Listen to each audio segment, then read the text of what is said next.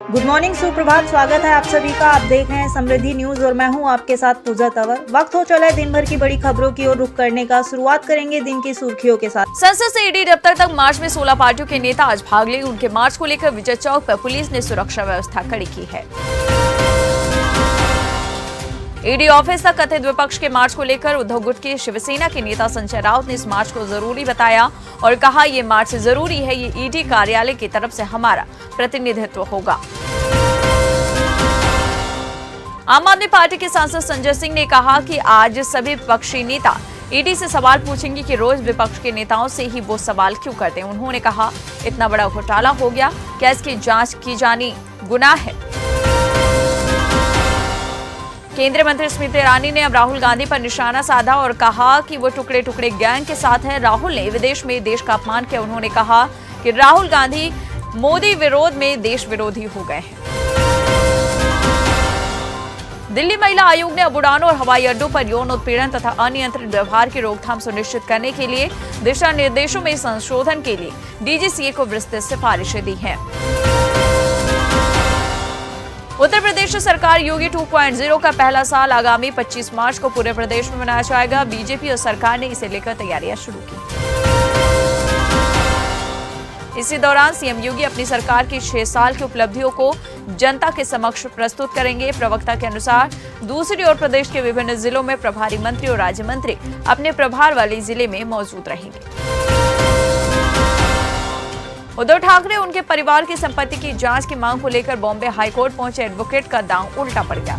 अदालत ने उसे ही फटकार लगाते हुए कहा कि बेसिर पैर के आरोप लगाकर आप पीआईएल दायर कर देते हैं और कोर्ट का समय बर्बाद करते हैं।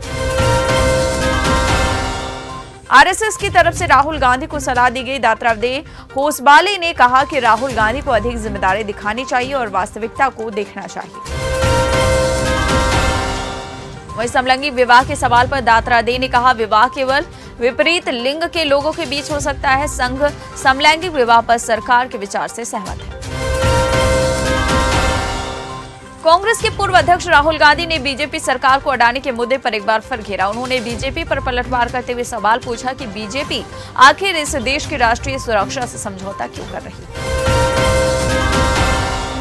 छत्तीसगढ़ के मुख्यमंत्री भूपेश बघेल ने कहा बीजेपी ने हस्ताक्षर किया था कि 5 साल जीएसटी क्षतिपूर्ति की राशि मिलेगी, लेकिन ये राशि जून 2022 से मिलनी बंद हो गई। हर साल हमारा 5 से 6 हजार करोड़ का नुकसान हो रहा है, इसके लिए बीजेपी जिम्मेदार है। लैंड फॉर जॉब मामले में लालू प्रसाद यादव, उनकी पत्नी राबड़ी देवी और बेटी मीसा भाटी को बड़ी राहत मिली।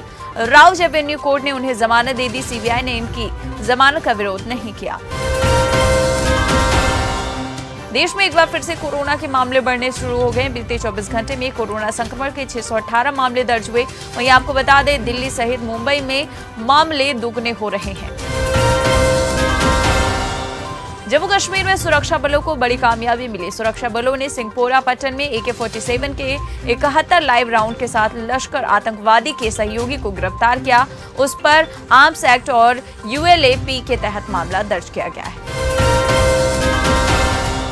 प्रयागराज में पूर्व विधायक राजूपाल हत्याकांड में 50,000 का इनामी अब्दुल कवी के सास ससुर को कौशांबी पुलिस ने पूछताछ के लिए उठा लिया है। वहीं सास ससुर के अलावा अन्य लोगों को भी उठाने की बात सामने आ रही है।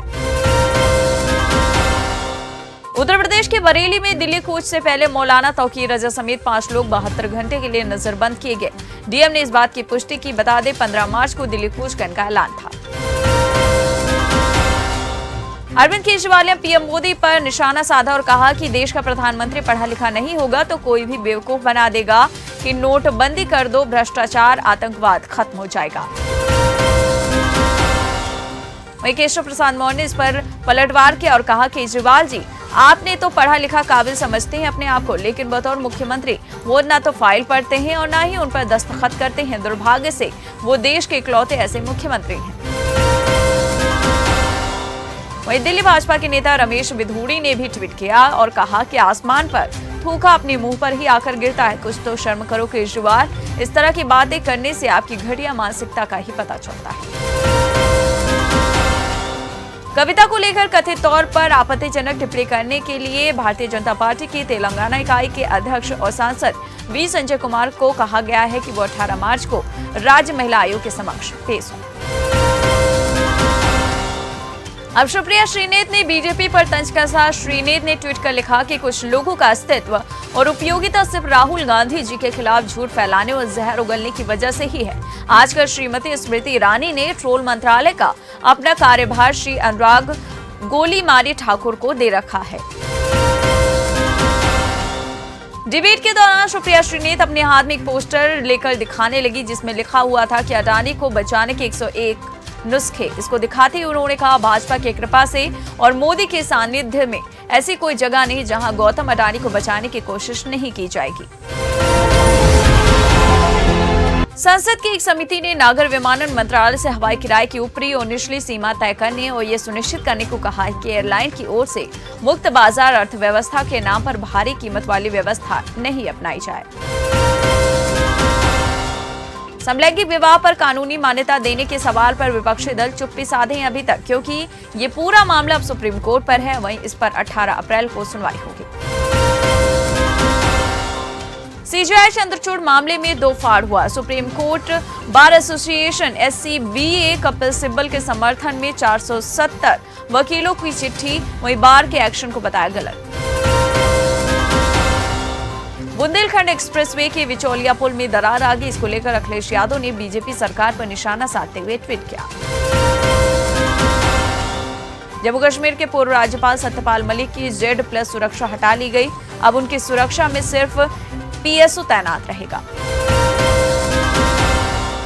अब इस मामले में उनकी प्रतिक्रिया भी सामने आई है। सत्यपाल मलिक ने कहा कि उन्होंने किसानों के मुद्दे और अग्निवीर को लेकर सवाल किए थे, इसलिए केंद्र ने उनकी सुरक्षा हटा ली। अपने बयानों को लेकर सुर्खियों में रहने वाले निलंबित तेलंगाना बीजेपी के विधायक टी राजा सिंह एक बार फिर से चर्चा में हैं। उन्होंने कहा, जो कोई भी हिंदुओं के खिलाफ बोलेगा हम उसे नहीं बख्शेंगे। हमारे हिंदू राष्ट्र में आपको वो करने के लिए लाउड स्पीकर भी नहीं मिलेगा जो आप दिन में 5 बार करते हैं। मध्य प्रदेश के विदिशा में बोरेवल में गिरे बच्चे लोकेश को सुरक्षित निकाला गया, लेकिन मेडिकल टीम अस्पताल ले गई जहां मृत घोषित किया गया।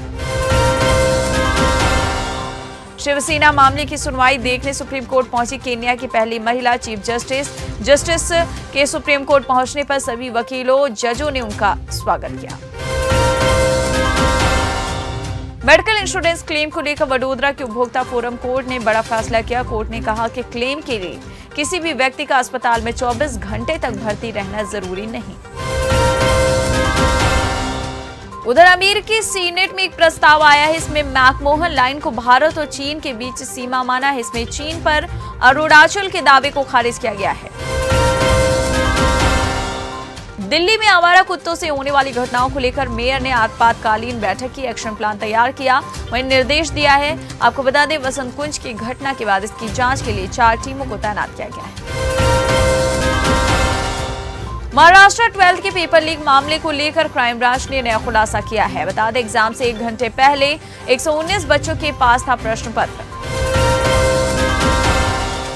उत्तर प्रदेश सरकार ने 2 करोड़ युवाओं को टैबलेट और स्मार्टफोन बांटने के लिए बड़ा फैसला किया। योगी सरकार ने प्रदेश में युवाओं को लैपटॉप और स्मार्टफोन बांटने के लिए 3600 करोड़ रुपए के बजट का आवंटन किया। वाराणसी के लाल बहादुर शास्त्री अंतर्राष्ट्रीय हवाई अड्डे के पुणे के लिए सीधी विमान सेवा इसी माह के अंत में प्रारंभ होगी। विमान सेवा प्रारंभ किए जाने को लेकर तैयारियां पूरी। लखनऊ में 10वां वार्षिक लखनऊ पुस्तक मेला 17 मार्च से 26 मार्च तक रविंद्रालय मैदान में प्रतिदिन 11 बजे से रात 9 बजे तक चलेगा। तेलंगाना, आंध्र प्रदेश, कर्नाटक, तमिलनाडु में छिटपुट हल्की से मध्यम बारिश के साथ गरज बिजली और तेज हवाएं चलने की संभावना। वहीं आपको बता दें, तेलंगाना में 16 से 18 मार्च तक अलग अलग जगहों पर ओलावृष्टि की भी संभावना जताई गई है। सलमान खान को धमकी देकर फुटेज लेने के सवाल पर बिश्नोई ने जवाब दिया और कहा, अगर हमें सलमान के जरिए ही शोहरत चाहिए होती थी तो हम शाहरुख को गोली मार देते। उनके साथ कोई भी गनमैन नहीं चलता। क्योंकि सलमान ने हमारी कम्युनिटी का नुकसान पहुंचाया, इसलिए हमारा उनसे विरोध है। लॉरेंस ने आगे कहा, सलमान अगर हमारे लोगों से आकर हमारे समाज के लोगों से माफी नहीं मांगते हैं तो हम आने वाले समय में उसका ठोस जवाब देंगे। बिश्नोई ने कहा, मेरे मन में बचपन से ही इस बात को लेकर काफी गुस्सा है। फेसबुक की पेरेंट कंपनी मीटा ने फिर से 10,000 कर्मचारियों की छंटनी का ऐलान किया। इससे पहले कंपनी ने 11,000 कर्मचारियों की छंटनी की थी।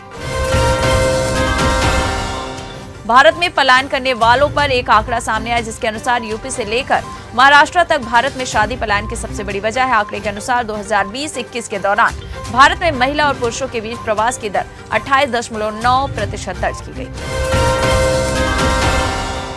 अयोध्या में 21 से 30 मार्च तक राम जन्मोत्सव का आयोजन होगा। उधर दिल्ली के एलएनजेपी अस्पताल में H3N2 के लिए स्पेशल वार्ड बनाया गया है। 15 डॉक्टरों की टीम भी तैनात। उधर हरियाणा के यमुनानगर में H3N2 इन्फ्लुएंजा वेरिएंट के 5 संदिग्ध केस सामने आए हैं। इसको लेकर अब स्वास्थ्य विभाग अलर्ट पर है। आपको बता दें, इससे 3 लोगों की मौत भी हो चुकी है। केंद्र सरकार ने राज्यसभा में कहा कि अंग की जरूरत वाले मरीज अब देश के किसी भी राज्य में अपना रजिस्ट्रेशन करा सकते हैं। इससे पहले मरीज के रजिस्ट्रेशन के लिए राज्य के मूल निवासी होने की शर्त थी, जिसे अब हटा दिया गया है। और उधर विकास मालू की पत्नी से दिल्ली पुलिस ने 3 घंटे की पूछताछ, सील्ड लिफाफे में सौंपे ठोस सबूत। तो आज की बात बस यहीं तक, कल फिर होगी मुलाकात। जय हिंद, जय भारत।